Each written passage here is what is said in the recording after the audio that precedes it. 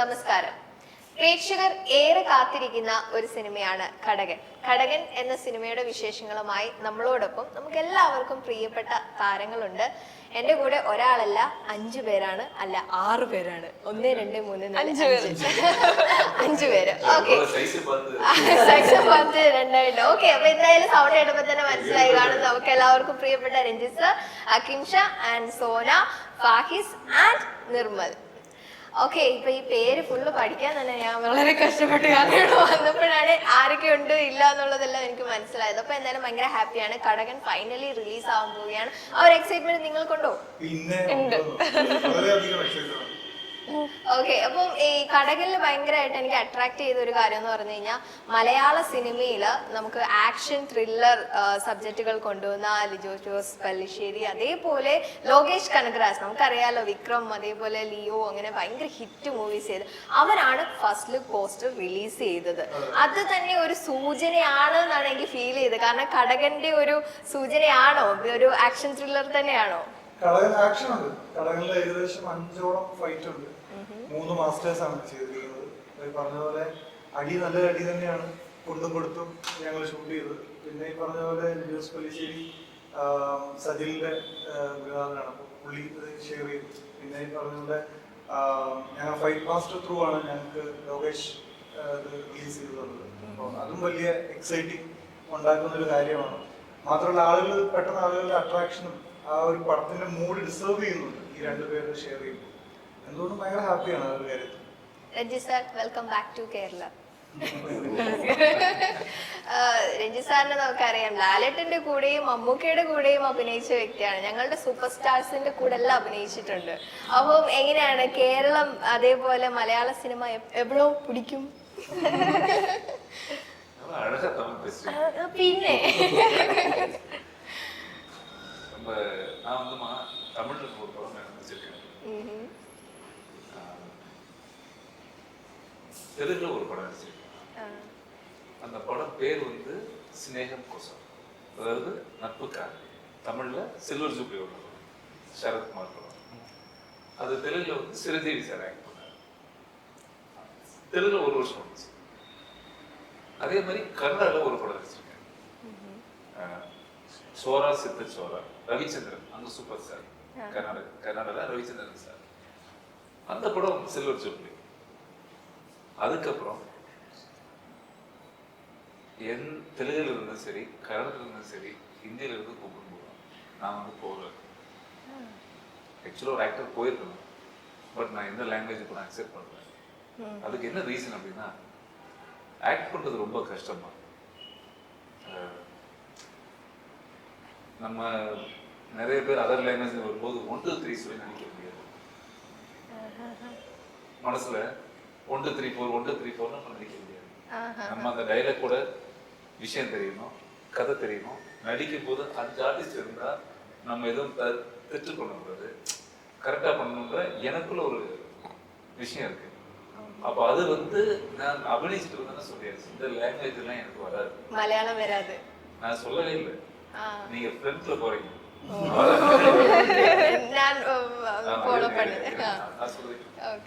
அப்போ எனக்கு தெலுங்கோ இல்ல கன்னடமோ நான் நடிக்கும் போது எனக்கு கம்ஃபர்டபுள் இல்லை. எனக்கு ஒரு ஃப்ரெண்ட்லில எனக்கு மைண்ட்ல நடிக்கும் போதே எனக்கு ஏண்டா பழகிட்டு அது விஷயம் இல்லை. பட் இதுவும் நான் தப்பு பண்றேன். நான் நடிக்கும் போது டைலாக், என்னுடைய கான்சன்ட்ரேஷன் எல்லாமே டைலாக் மேலேயே இருக்கு, ப்ராம்ப்டிங் டைலாக் மேலேயே இருக்கு என்னுடைய கான்சன்ட்ரேஷன். அப்போ அது தப்பு, நம்ம தப்பு பண்றோம்.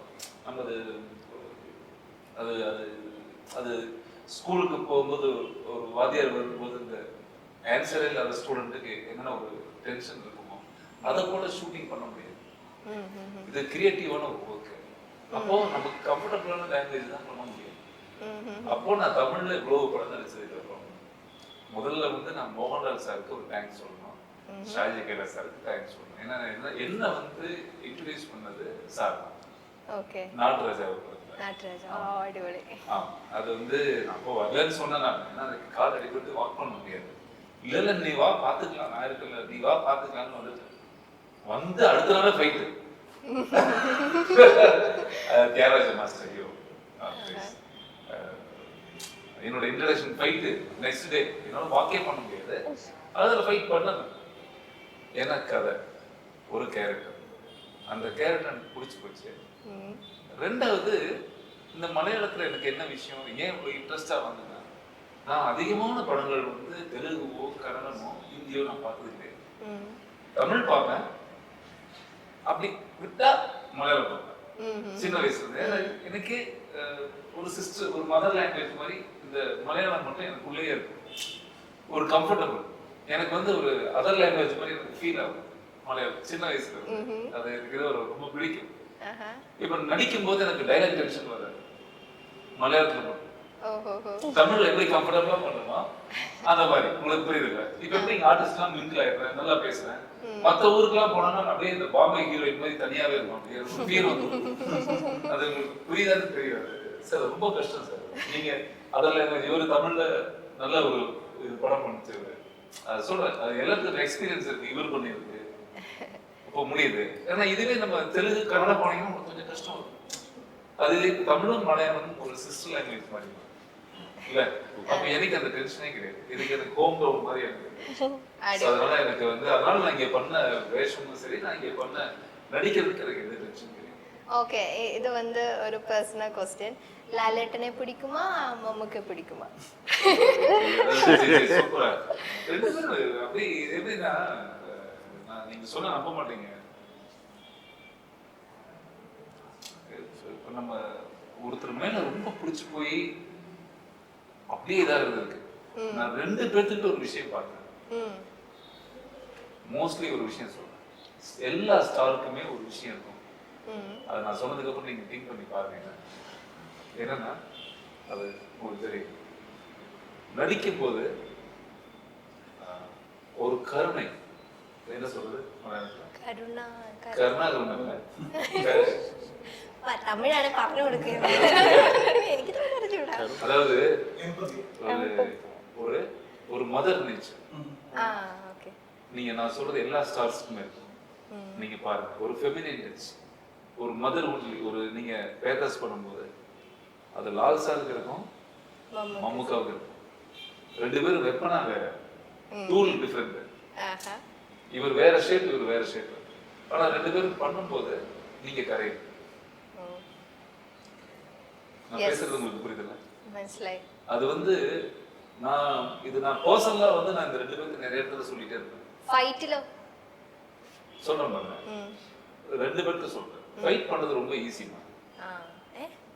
ஆமா, അതിപ്പോ ഞാൻ ഹക്കീമിനോട് ചോദിക്കാം, അങ്ങോട്ട് വരാം. ஃபைட் பண்றது ரொம்ப ஈஸி. சொல்றேன் பாருங்க, ஃபைட் பண்றது நமக்கு ரொம்ப கஷ்டம். we are not Jet Li, Bruce Lee, கரெக்ட்டா? அது நமக்கு வராது. எஸ், அந்த அந்த ஃபைட் நம்ம பண்ண முடியாது சினிமாட்டிக். பட் பெர்ஃபார்மன்ஸ் செய்யறது ரொம்ப கஷ்டம். இவர் குரூப் போடலாம், ஃபைட்ல கூட முடியலனா குரூப் போடலாம். பட் அம்மா இறந்து போச்சுன்னா நான் வந்து அழுகுனா அது குரூப் போட முடியாது. எக்ஸாக்ட்லி, கரெக்ட்டா? அப்போ அந்த இடத்துல முக்கியமான வேஷத்துல சில ஃபேஸஸ் பார்த்துட்டேன். லால் சார் ஒரு மாதிரி பண்ணுவாங்க, ஒரே சீக்வன்ஸ் லால் சார் ஒரு ஹேண்டில் பண்ணுவாங்க, ஹேண்டில் வேற மாதிரி இருக்கும். சரிங்களா? இப்போ மம்முக்கா வேற மாதிரி இருக்கும், ரெண்டு பேரும் பண்ணும்போது வேற மாதிரி இருக்கும். பட் ஒரே விஷயம் தான், ஆனா பார்க்கும்போது நமக்கு அப்படியே அழ வந்துடும் அந்த ஹேண்டில் பண்றது. ஸோ நான் டைகர் ஃபேன்ஸ் அவங்களோட. சாதாரண இன்னைக்கு இந்தியா முழுக்க நீங்க ஒரு விஷயம் யோசிக்கணும், அந்த கேரளா இண்டஸ்ட்ரி பத்தி ரொம்ப பெருமையான விஷயம் பாருங்க. அது எல்லாருமே பெருமைப்படணும். ஆல் ஓவர் இந்தியால இவங்க ரெண்டு பேர்த்தோட ஃபேன்ஸ் தான் எந்த ஸ்டேஜ்ல பேசினாலும் ஐயோ நாங்கெல்லாம் பிக் ஃபேன், மம்முக்கா ஃபேன், ஆனா லால் ஃபேன் சொல்லுவாங்க, பாத்திருக்கீங்களா? சத்தியம். அப்போ இந்த இண்டஸ்ட்ரி வந்து தெலுங்கு மாதிரி, பாகுபலி மாதிரி இன்வெஸ்ட்மெண்ட் பண்ற இண்டஸ்ட்ரி. இப்போதான் நிறைய இன்வெஸ்ட்மெண்ட், இப்போதான் பிசினஸ்க்கு நிறைய சேஞ்ச் இருக்கு. ஆனா முன்னாடி அப்படி கிடையாது இந்த இண்டஸ்ட்ரி. ஆனா இவங்க அவன் 500 கோடி போட்டு எடுக்க வேண்டிய விஷயத்த இவங்க பவர்ஃபுல்லான ஸ்கிரிப்ட்ல வாருக்கு சண்டைக்கு வருவாங்க. சரி, அதுதான் இங்க பெரிய சக்சஸ். அதனால கண்டிப்பா சரி, நம்ம இவங்க ரெண்டு பேர்த்த வச்சதுனால இந்த ரெண்டு பேர்த்த பத்தி சொன்னேன். இது போக கேட்டீங்கன்னா இன்னொரு 30-40 பேர் நான் ஃபேனா இருக்கேன். நான் சொல்றது உங்களுக்கு புரியுது. நிறைய ஹீரோஸ் நான் இன்னும் ஃபேனா இருக்கேன்னு சொல்றேன். இது കഴിഞ്ഞ ഹക്കീമിന്റെ ഫാൻ ആവും. ஐயா அதுதான் சொல்லி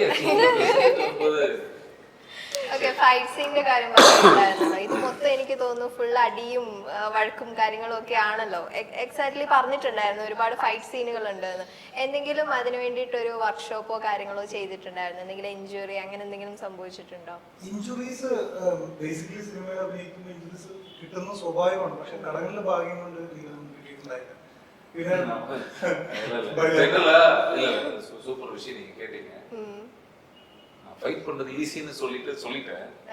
ஏன்னா அது ஒரு பெரிய டாபிக். பெரிய டாபிக். நடிக்கிற ஆர்டிஸ்ட் இப்போ தமிழ்ல அது ஒரு சொன்னதான் புரியும் நிறைய பேருக்கு. சில பேர் பாத்தீங்கன்னா எமோஷன் சொல்லிட்டு ஃபைட் பண்ணும்போதே செஸ்ட்ல அந்த ஃபைட் பண்ணும்போதே அந்த ஒரு ப்ரெஷர் அடிக்கும்போது ஒரு ஒரிஜினல் ரியாலிட்டி இருக்கும். அப்புறம் கேமராக்கு கேப் தெரியும் இப்படி.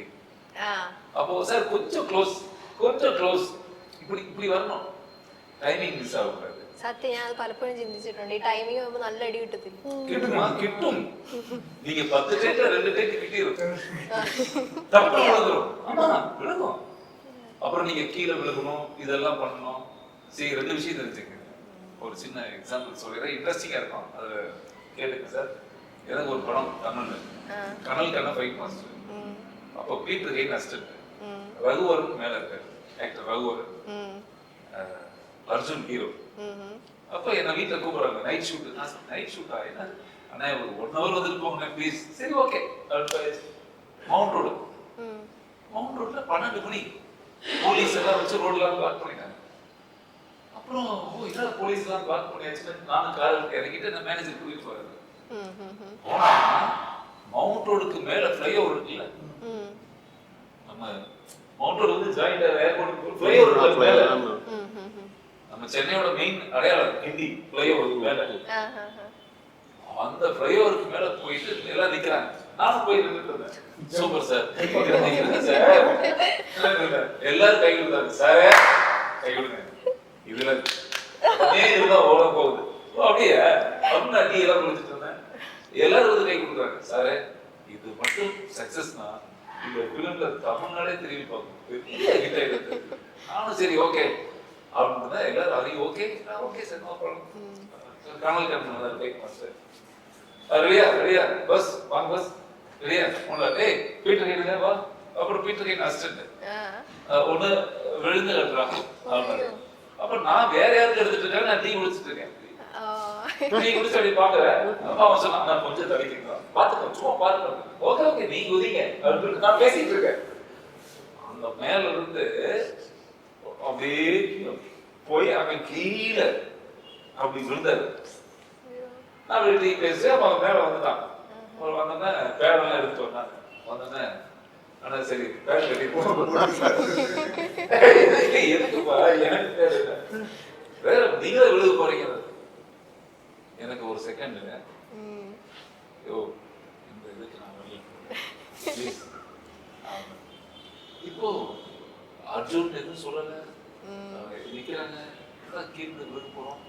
அது ஃப்ளைஓவர்னா நீங்க நிக்கிற மாதிரி இல்லை, ரொம்ப பெருசு. அது கொஞ்சம் சொல்றாரு. கீழே பாக்குறேன், என் கண்ணுக்கு பெட் எப்படி தெரியுது தெரியுமா? தெரியுது இது என்னது? ரோடு இல்லம்மா, ரோடு இதுல கருப்பா இருக்குல்ல, மேல இருந்து கீழே பாக்குறேன். இந்த சைஸ்ல பெட் தெரியுது.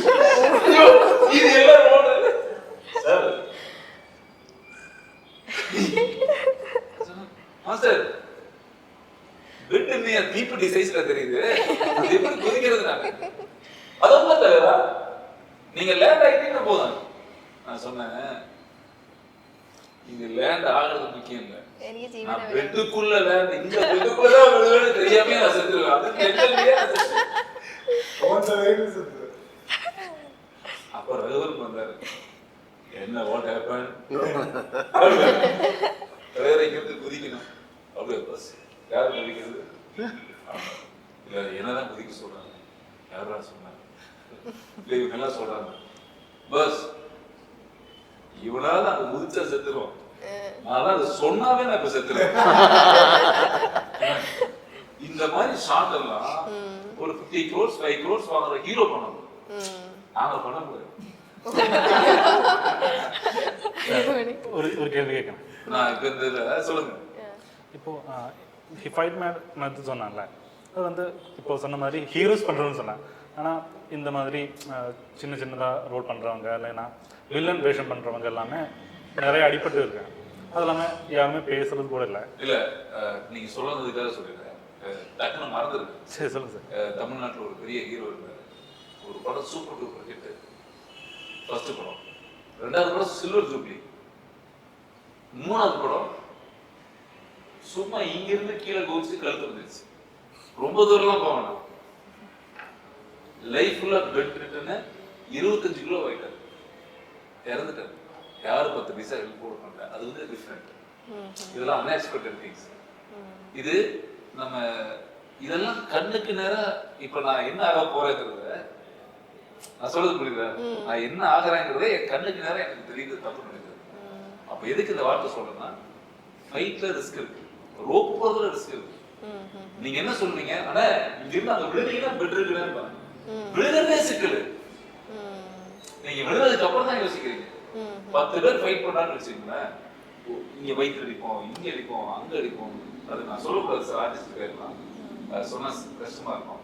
அவங்களுக்கு ரியாலிட்டியா இருக்கணுங்கிறதுக்காக கேமரா இங்க இருக்குன்னு வச்சுக்கோங்களேன், அவங்க பெர்ஃபார்மன்ஸ் இங்க இருக்குங்கிறதுக்காக அடிக்கிறதெல்லாம் அப்படி அடிப்பாங்க. இதெல்லாம் ஹார்ட் இருக்கு. நம்ம எப்படி நம்ம குழந்தைகளை பார்க்குறோமோ அந்த மாதிரி 700 ரூபா 500 ரூபா 1000 ரூபா வாங்குற சின்ன ஆர்டிஸ்ட் கூட நம்ம அப்படிதான் டீல் பண்ணுவோம். ஏன்னா நம்ம உடம்பு இருக்குல்ல, அவனும் கஷ்டம் தான் பண்றாங்க. அப்ப யோசிச்சு பாருங்க, நம்ம எப்படின்னா அந்த ஃபைட்டர்ஸ், அந்த ஜூனியர் ஆர்டிஸ்ட், இந்த மாதிரி சின்ன சின்ன கேரக்டர் பண்ணவங்க சேஃப்டி தர மாட்டாங்க.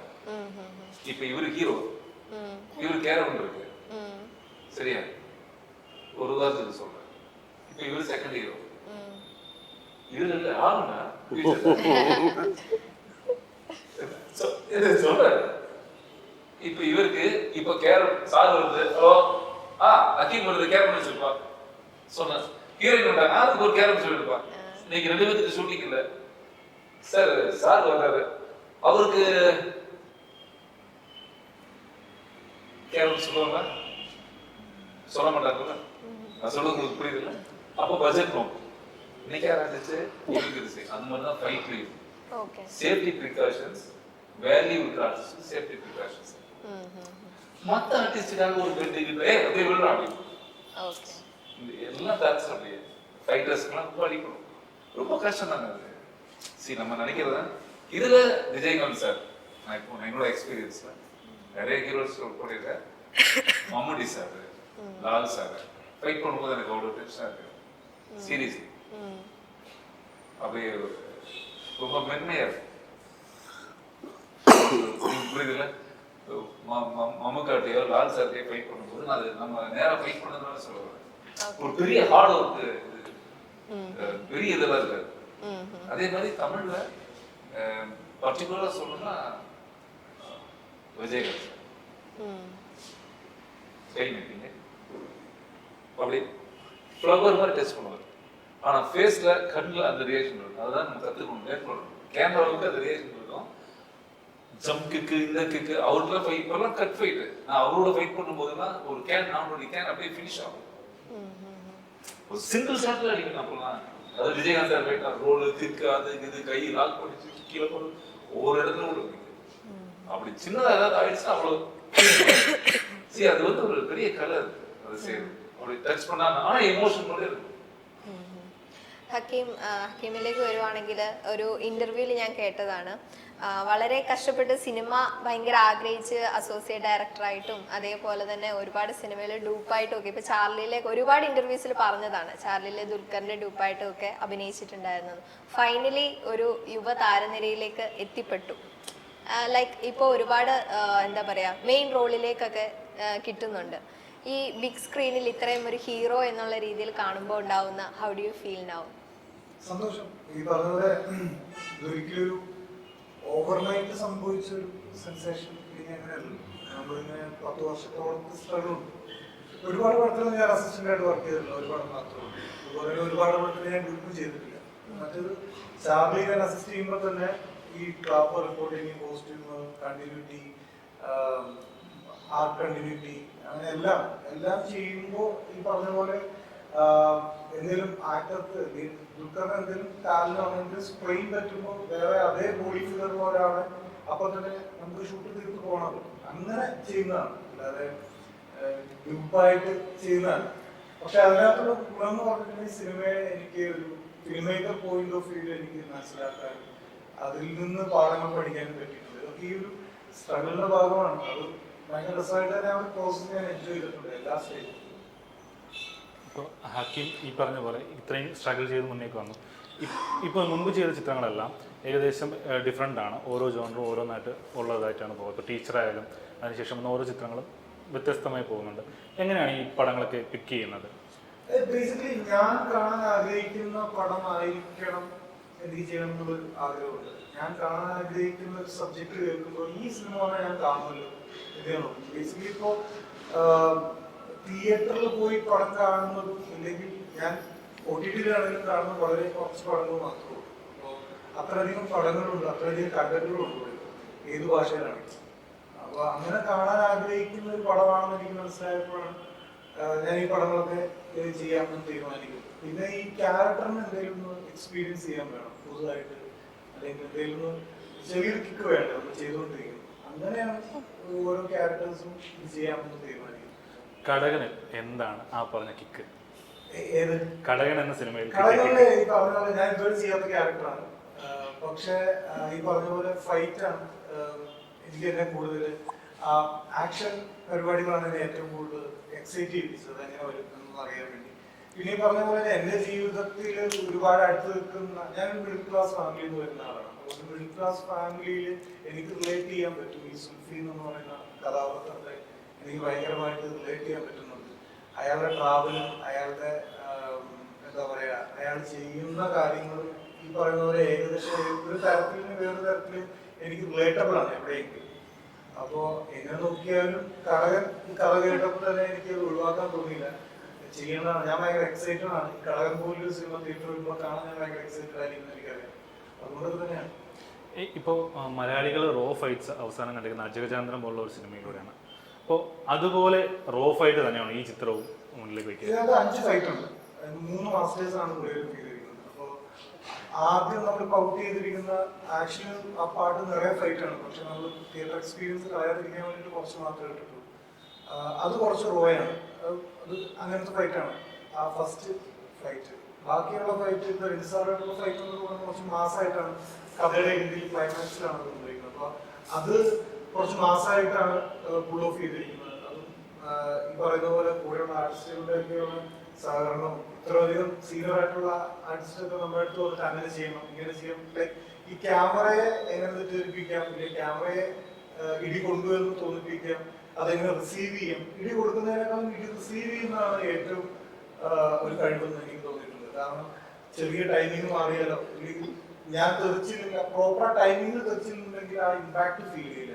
അപ്പൊ അതൊക്കെ ഒരു ഭയങ്കര വലിയ അനുഭവം, പാഠമായിരുന്നു. അതുകൊണ്ട് തന്നെ ഈ സാധനം ഈ പറഞ്ഞ പോലെ തന്നെ കടകളുടെ ആദ്യത്തെ ഫൈറ്റ് കുറച്ച് റോയായിട്ടും അവസാനത്തോടെ എത്തുമ്പോഴത്തേക്കാണ് കഥാപാത്രത്തിന്റെ എന്താ പറയാ രീതിയിലുള്ള ട്രാക്ക് ഉണ്ടാകുന്ന ആ ഒരു ഗ്രാഫിനനുസരിച്ച് ഫൈറ്റിന്റെ സ്വഭാവം മാറുന്നുണ്ട് ചെറുതായിട്ട്.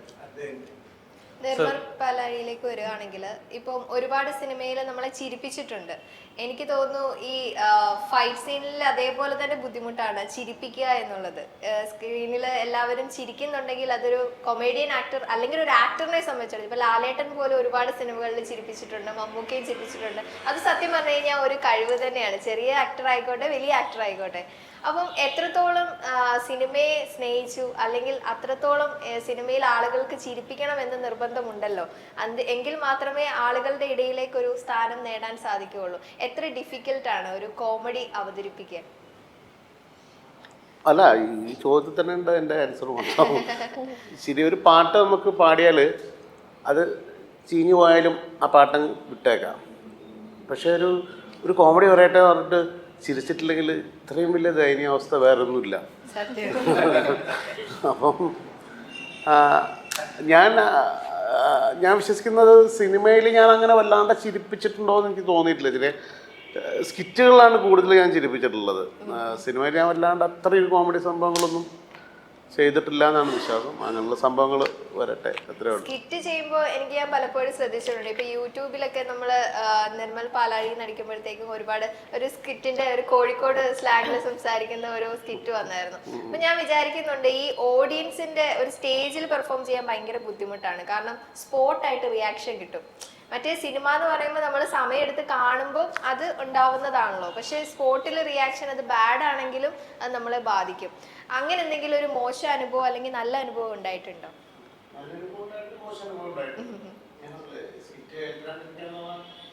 അവസ്ഥയാ.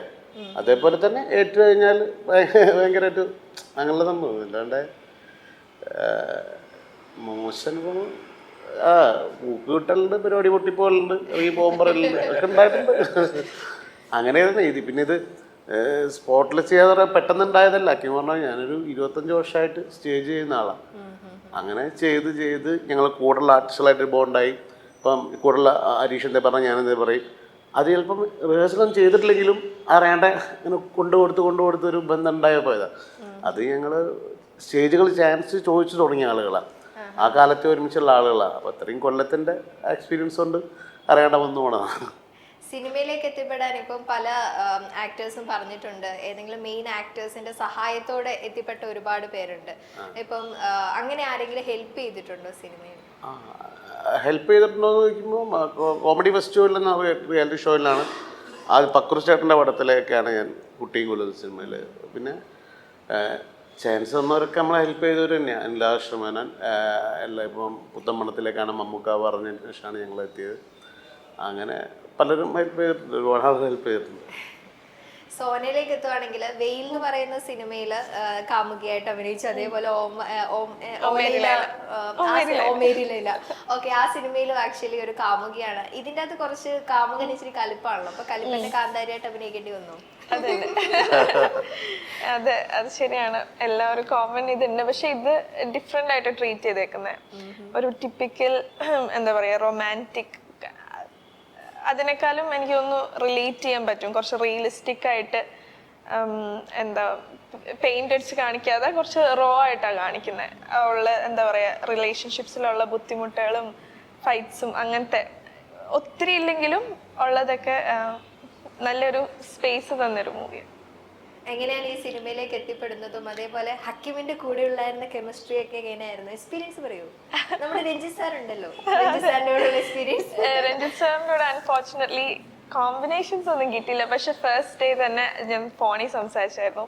ഭയങ്കര ഒരു പോസിറ്റീവ് എനർജി. ഇപ്പോഴാണ് ആദ്യമായിട്ട് മീറ്റ് ചെയ്യുന്നത്. He's very positive. അപ്പൊ അത് ഭയങ്കര സന്തോഷം. മൂവിയിൽ ഭയങ്കര റാൻഡം ആയിട്ട് ഞാൻ ഓമേരി ലൈല കഴിഞ്ഞിട്ട് തിരിച്ചു പോയി ഓസ്ട്രേലിയയിൽ. അപ്പൊ അവിടെ നിൽക്കുമ്പോഴാണ് ബാബു ഇതിലെ പ്രൊഡക്ഷൻ ഡിസൈനറിനെ കോണ്ടാക്ട് ചെയ്യുന്ന ഇങ്ങനെ ഒരു മൂവിനെ കുറിച്ച്. എനിക്ക് തോന്നുന്നു 2 വീക്സ് മുന്നേ കണ്ട ഹക്കീമിനെ പോലെ ഞാനും ഭയങ്കര ലാസ്റ്റ് മിനിറ്റ് ആയിട്ട് വന്ന ഒരാളാണ്. പക്ഷെ ആക്ടേഴ്സിന്റെ ലിസ്റ്റ് തന്നു. ബിച്ചു ചേട്ടൻ എന്നോട് ക്യാരക്ടറിനെ കുറിച്ച് പറഞ്ഞു. എനിക്ക് കുറച്ച് ടെൻഷൻ ഉണ്ടായിരുന്നു എനിക്കിത് ചെയ്യാൻ പറ്റുമോ. കാരണം ഒത്തിരി ചെയ്യാനില്ലെങ്കിലും ഞാൻ പറഞ്ഞ പോലെ ചെയ്യാനുള്ളത് നീറ്റായിട്ട് ചെയ്യണമല്ലോ. അപ്പോൾ ബട്ട് ആൻഡ് ഓൾസോ ഇങ്ങനെ ഒരു മൂവി എനിക്കും പേഴ്സണലി ഇങ്ങനത്തെ ഭയങ്കര റോ ആയിട്ടുള്ള മൂവീസ് കാണാൻ ഭയങ്കര ഇഷ്ടമാണ്. അപ്പോൾ ഐ ഫെൽ ലൈക്ക് അതൊരു ചാലഞ്ച് ആയിട്ട് എടുക്കാം. നല്ല എക്സ്പീരിയൻസ് ആയിരിക്കും. പിന്നെ ഹക്കീമിന്റെ കൂടെ chemistry I was A bit shy at first. ഒരാൾ ഭയങ്കര കംഫർട്ടബിൾ ആവും വർക്ക് ചെയ്യാനും. ഹക്കീം പ്രണയവിലാസം എന്ന് പറയുന്ന സിനിമയിലെ റോള് കണ്ടിട്ട് ഭയങ്കര ഫാൻസ് പേജ് ഉണ്ടായ ഒരു ആക്ടറാണ്. പ്രണയവിലാസം ഭയങ്കര അതിന്റെ ലാസ്റ്റ് സീനൊക്കെ ഭയങ്കര ഇമോഷണൽ ആയിരുന്നു. അത് പെർഫോം ചെയ്ത സമയത്ത് അത്രയും ഇമ്പാക്ട് ഉണ്ടാവും എന്ന് വിചാരിച്ചിരുന്നോ?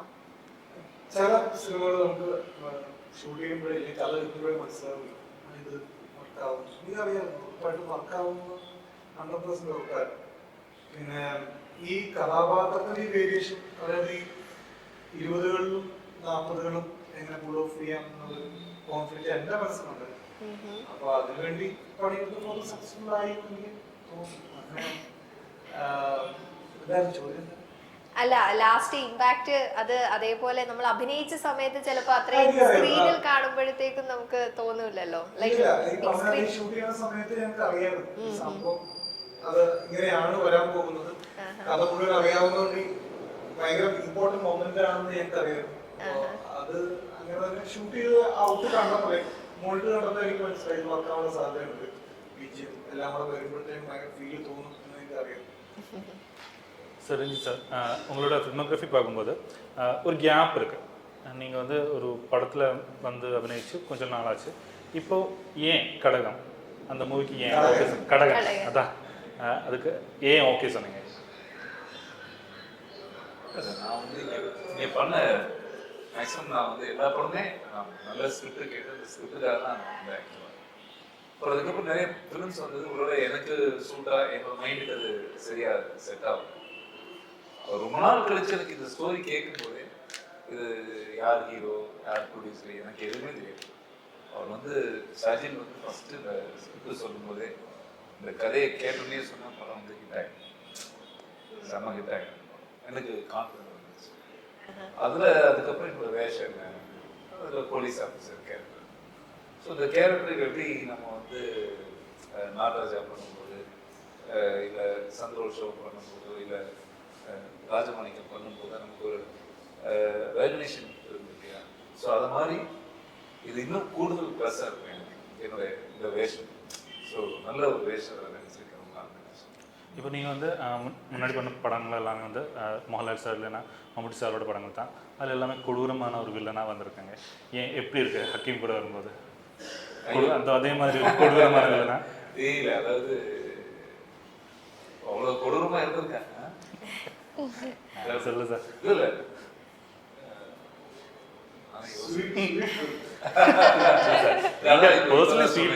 அப்படி இல்லை. இதில் வந்து ஒரு அதுதான் இப்போ கூட சொன்னேன், ஒரு நல்ல கெட்டவர். அதனால இதுல வந்து ஒரு கேரக்டர் எனக்கு கதை சொல்றது நல்லா இருக்காது. நான் என்னுடைய கேரக்டர் சொன்னாவே ஸ்கிரிப்ட் வந்துடும். அந்த ஸ்கிரிப்டோட சேர்ந்து ஏன்னா மக்களுக்கு அந்த இன்ட்ரெஸ்ட் போயிடும். ஸோ இதில் வந்து ஒரு நல்ல ஒரு போலீஸ் ஆஃபீஸர் கேரக்டர். இதில் வந்து மக்கள் மனசில் நிற்கிற மாதிரி இருக்குது இந்த படத்தில். ஏன்னா அது வந்து எப்படி ராஜமாணிக்கம் ஒரு படத்துக்கு ஒரு நேம் இருக்கும், அந்த மாதிரி அந்த நேம் வந்து இந்த படத்துக்கு கண்டிப்பாக. ஸோ அதனால ரொம்ப கொடூரமானவன் அப்படிங்கிறதுனால, ஆனால் அதை விட கொடூரமானவனாக இருக்கும். ഫാൾഫീസിലേക്ക് വരുവാണെങ്കിൽ ആദ്യത്തെ സിനിമയാണല്ലോ, അപ്പം എങ്ങനെയായിരുന്നു ഈ ഒരു കടകളിലേക്ക് വരുന്നതും ഒപ്പം സിനിമയ്ക്ക് വേണ്ടി ഒരുപാട് കഷ്ടപ്പെട്ടോ?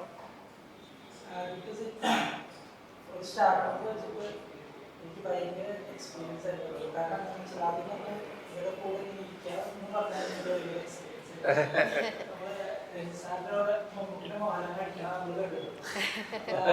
ചന്ദ്രോത്സവം ഉത്സവം ഇപ്പോൾ നാട്ടുരാജാവ് രാജമണിക്കായാലും അപ്പോൾ ഭയങ്കര എക്സ്പീരിയൻസ് ആയിരുന്നു. പിന്നെ ഒരു വേഷം സ്റ്റാർട്ട് ചെയ്യുന്ന രീതിയിൽ എനിക്കിപ്പോൾ ഓവറാണ്. ഫസ്റ്റത്തെ ഒരു നടന്നെന്ന് പറഞ്ഞപ്പോൾ ഒരു തോറിന് വേഷം കിട്ടി, പോസ്റ്ററിൽ ഫോട്ടോ ഒന്നും സിനിമ എടുത്തു എന്നൊക്കെ പറയുമ്പോൾ സ്റ്റാർട്ട് ചെയ്യുന്നത് ഭയങ്കര കൂടുതലാണ്. ഹക്കീമൊക്കെ ഒരു 10 വർഷമാണ് ഇതിന്റെ പിന്നാലെ നടന്നത്. ഞാനൊരു ലാസ്റ്റ് 20 years ആയിട്ടുള്ള സിനിമ എന്നുള്ള പരിപാടിയിലേക്ക് ഞാനൊരു ഫുട്ബോൾ പ്ലെയർ ആയിരുന്നു. ദുബായിലായിരുന്നു. ഞാൻ ദുബായിൽ കളിക്കാൻ പറ്റുന്ന പരിക്ക് പറ്റി ഞാൻ തിരിച്ചു വന്നതാണ്. അങ്ങനെ ഞാനൊരു ഇൻസ്റ്റിറ്റ്യൂട്ടിന്റെ ആഡിന് പോയതാണ്. അഭിനയിക്കാൻ വേണ്ടി പോയപ്പോൾ ആ ആഡിന്റെ ഡയറക്ടറായിരുന്നു സജിൻ. അപ്പോൾ സജിനായിട്ട്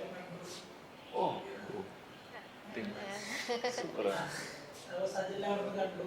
അപ്പോൾ സജിനോട് അവിടുന്ന് ഒരു ക്യാരക്ടറുണ്ട്, 2 years ബാക്ക് 2 വർഷം അവരോട് ക്യാരക്ടർ ഉണ്ട് എന്ന് പറഞ്ഞു. അപ്പോൾ ഞാൻ ഓക്കെ നമുക്ക് നോക്കാമെന്ന് പറഞ്ഞാൽ അത് കഴിഞ്ഞിട്ട് സജിൻ ഒരു കൊല്ലം കഴിഞ്ഞ് വീണ്ടും വിളിച്ചു, ഓഡീഷൻ ചെയ്തു. അങ്ങനെയാണ്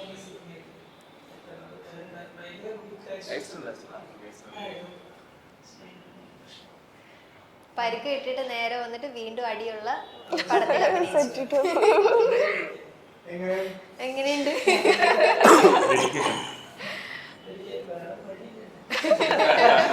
ഹക്കീം എന്തെങ്കിലും ഇൻസ്ട്രക്ഷൻസ് കൊടുത്തിട്ടുണ്ടായിരുന്നോ ഈ പുതിയ ന്യൂ കമ്മറായി വരുമ്പോൾ?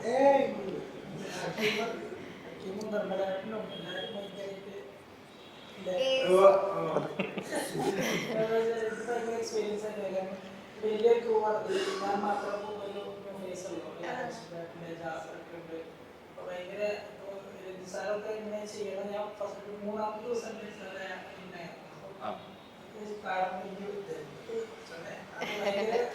ഭയങ്കര അത് സാറ് ചെയ്യണമോ പിന്നെ ഞാൻ ബാക്കിൽ പോയി മറ്റേ സ്പോട്ടിലൊക്കെ നോക്കുമ്പോൾ ചെയ്യും വേറെ റിയാക്ഷനൊക്കെ ഫേസ് ചെയ്തൊക്കെ നമ്മൾ നേരിട്ട് അടുത്ത് കാണി മനസ്സിലാവുന്നു ഭയങ്കര എക്സ്പീരിയൻസ് ആയിരുന്നു. അപ്പൊ അക്കിമായിട്ടൊക്കെ കുറെ ത്രോട്ട് പരിപാടി ഉണ്ടായിരുന്നു.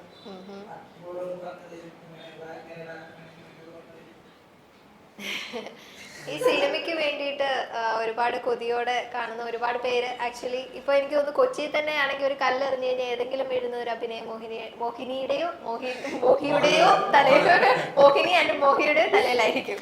കാരണം പെൺകുട്ടികളും ഉണ്ട് ആൺകുട്ടികളും ഉണ്ട് ആക്ച്വലി അഭിനയ മോഹമായിട്ട് വരുന്നത്. അപ്പോൾ ഒരു കാലഘട്ടത്തിൽ എനിക്ക് തോന്നുന്നു ഹക്കീമും അതേപോലെ സിനിമയെ ഒരുപാട് കൊതിയോടെ കണ്ട ഒരു വ്യക്തിയാണല്ലോ. ഇപ്പോൾ ഒരു ഇന്റർവ്യൂവിൽ പറഞ്ഞിട്ടുണ്ടായിരുന്നു ആദ്യമായി അഭിനയിക്കുന്ന സിനിമാ നടന്മാർ, അതായത് പുതുമുഖ താരങ്ങൾക്ക് വളരെ മോശമായ അനുഭവങ്ങൾ ഉണ്ടായിട്ടുണ്ട്, എസ്പെഷ്യലി പ്രതിഫലം കിട്ടുന്ന ഒരു തരത്തിൽ. അതായത് ചിലര് നിനക്കൊരു അവസരമല്ലേ തരുന്നത്, നിനക്ക് പ്രതിഫലത്തിന്റെ ആവശ്യമുണ്ടോ എന്ന് പറഞ്ഞിട്ട് അങ്ങനെ വിട്ടിട്ടുണ്ട്, വണ്ടിക്കൂലിക്ക് പോലും കാശില്ലാതെ ഞാൻ പോയിട്ടുണ്ട് എന്നൊരു ഇന്റർവ്യൂവിൽ പറഞ്ഞിട്ടുണ്ടായിരുന്നു. ഫൈനലി ആ ഒരു ഇതിൽ നിന്ന് സെഗ്മെന്റിൽ നിന്ന് ഇപ്പോൾ ഈ ഒരു കടകളിൽ എത്തുമ്പോഴത്തേക്കും ആ ഒരു ട്രാവൽ എങ്ങനെയായിരുന്നു? അത് അങ്ങനെ എന്താ ചെയ്യാ, അങ്ങനെയാണ് ഈ ഇൻഡസ്ട്രി. ഇതൊന്നല്ല, എല്ലായിടത്തും ഇങ്ങനെ ഉണ്ടാവും. അപ്പോൾ ഇതൊരു അവസരമായിട്ട് ഇല്ലെങ്കിൽ ഞാൻ തരുന്ന ഒരു എന്താ ഒരു ഉപകാരമായിട്ട് ഒക്കെയാണ് പലപ്പോഴും ഈ പറയുന്ന ചെറിയ ചെറിയ ആർട്ടിസ്റ്റുകൾക്ക് അല്ലെങ്കിൽ ആദ്യമായിട്ട് വരുന്നവർക്ക് പൊതുവെ ഇപ്പൊ എനിക്ക് ഒരുപാട് മാറിയിട്ടുണ്ട്. ഞാൻ എന്റെ തുടക്കത്തിൽ 10 വർഷം മുന്നേ ഉള്ള കാര്യം പറയാം. അപ്പൊ നമുക്ക് ഈ പറയുന്ന പോലെ പേയ്മെന്റ് ഉണ്ടാവില്ല, വണ്ടിക്കൂലി കിട്ടില്ല. കാരണം എന്താ, ഞാനൊരു ചാൻസ് തന്നില്ല. ഇതിലൂടെയാണ് അടുത്തത് വരാൻ പോകുന്നത് എന്നുള്ള രീതിയിൽ അത് ഒരു തരത്തിൽ ശരിയാണ്. കാരണം എനിക്ക് ചെറിയ ചെറിയ വേഷങ്ങൾ അവിടെ ഇവിടെ ചെയ്യാൻ പറ്റിയിട്ടുണ്ട്. ഞാൻ പോയി നിന്നിട്ട് അഭിനയിക്കാതെ പോന്നിട്ടുണ്ട്. എനിക്ക് അവിടുത്തെ സെറ്റപ്പ് മനസ്സിലായിട്ട് അങ്ങനെ കുറെ പടങ്ങളുണ്ട്. അപ്പൊ ഈ പറഞ്ഞ പോലെ തന്നെ റെസ്പെക്ട് ഉണ്ടാവില്ല. അതായത് എനിക്ക് എന്നോട് തന്നെയുള്ള റെസ്പെക്ട് അവിടെ പോകും. ഞാനിത് തെണ്ടി നടന്ന് ചെയ്യാനാണെന്ന് തോന്നല് വരും. അപ്പൊ അത് ഒരു പോയിന്റ് ഒക്കെ നമുക്ക് മനസ്സിലാവുമ്പോൾ നമ്മൾ തന്നെ അതൊന്ന് ബ്രേക്ക് ചെയ്ത് പുറത്തേക്ക് വരും.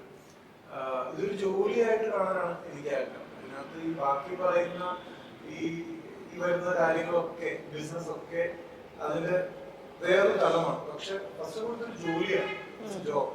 അപ്പൊ അതിന് പ്രോപ്പറായിട്ട് എത്ര ചെറുതാണെങ്കിലും എത്ര വലുതാണെങ്കിലും അത് ഡിസേർവ് ചെയ്യുന്ന ഒരു എമൗണ്ട് കൊടുക്കണം എന്നുള്ളൊരു ആഗ്രഹം ഇല്ലെങ്കിൽ അതിനുവേണ്ടി വാദിക്കുന്ന ഒരാളാണ് ഞാൻ.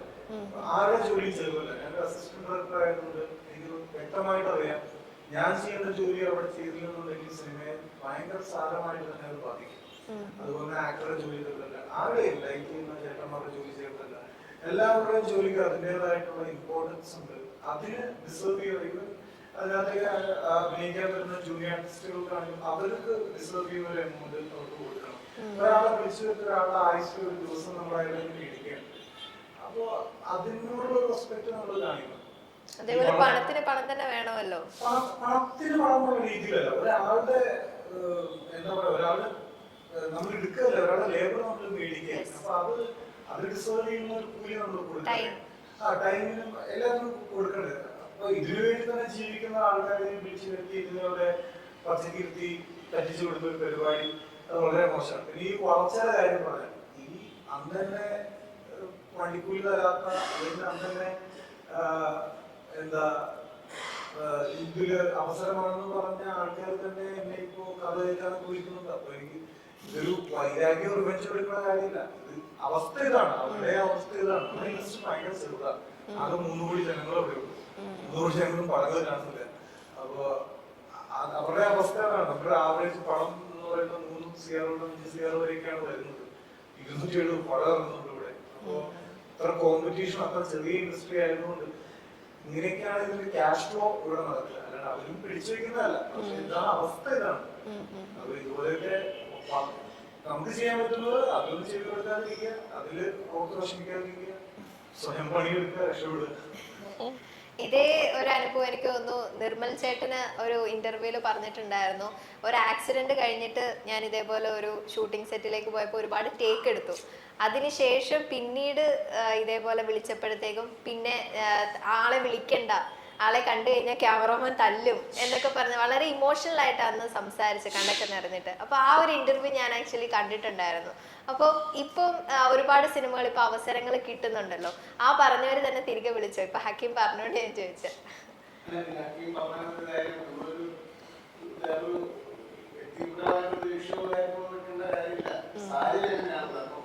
സിനിമ ആരെയാണോ ആവശ്യം അവരെയാണോ എടുക്കുക. നമ്മൾ ആവശ്യക്കാരനാവാൻ ശ്രമിക്കുക. നമ്മുടെ രീതിയിലെ സമയത്ത് അത് എനിക്ക് ആക്സെപ്റ്റ് കഴിഞ്ഞ് നമ്മൾ അങ്ങനെ എൻ്റെ ആളുകൾ തന്നെ കണ്ടാൽ ചെറിയ അവസ്ഥയുണ്ട്. ആ സമയത്ത് ഡയലോഗ് 30% ഡയലോഗ് അത് ഞാനത് ഈ പ്രശ്നം പറഞ്ഞില്ല മെമ്മറിയിൽ പറഞ്ഞില്ല അങ്ങനെ അത് നോക്കാം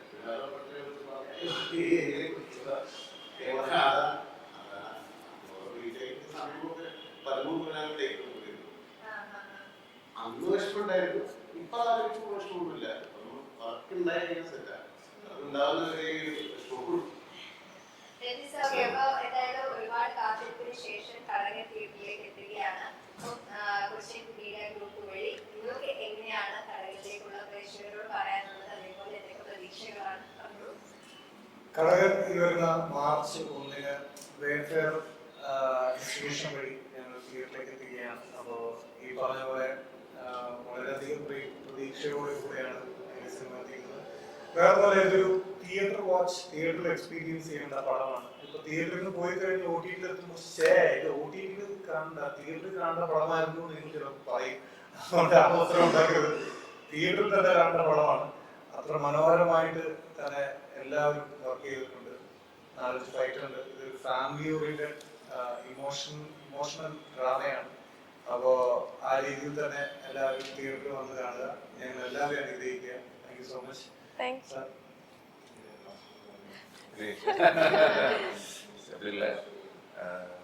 எல்லாருக்கும் இந்த படம் ரிலீஸ் ஆகும்போது தியேட்டருக்கு வந்து பார்க்கணும்னு சொல்றது என்ன அப்படின்னா, எல்லாரும் ஒரு பெரிய treat, young blood new commerce, அவங்களுக்கு நீங்க என்னன்னா ஒரு மதர் மாதிரி இருந்து ஒரு நல்ல தாய் உள்ளத்தோட ஒரு நல்ல கலைஞர்களுக்கு நீங்க ஒரு வாய்ப்பு கொடுக்கணும். ஸோ அதனால நீங்க தியேட்டருக்கு வந்து இந்த படம் பாருங்க.